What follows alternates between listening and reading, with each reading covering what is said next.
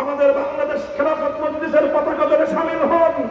যুব সমাজ, তোমরা নতুন এক বাংলাদেশ গড়বার জন্য যুব মজলিসের পতাকা ধরে সমবেত হও।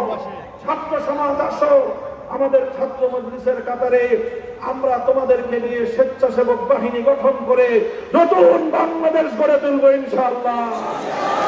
সেই বাংলাদেশে আর কোনদিন কোন স্বৈরাচারী মাথা চারা দিয়ে উঠতে পারবে না। সেই বাংলাদেশে ফ্যাসিবাদের জায়গা হবে না।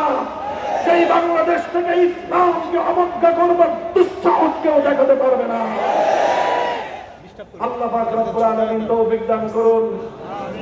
ইনশাআল্লাহ এভাবেই আমাদের পথ চলা অবিরাম চলবে। আমাদের সংগ্রাম অব্যাহত থাকবে ইনশাআল্লাহ।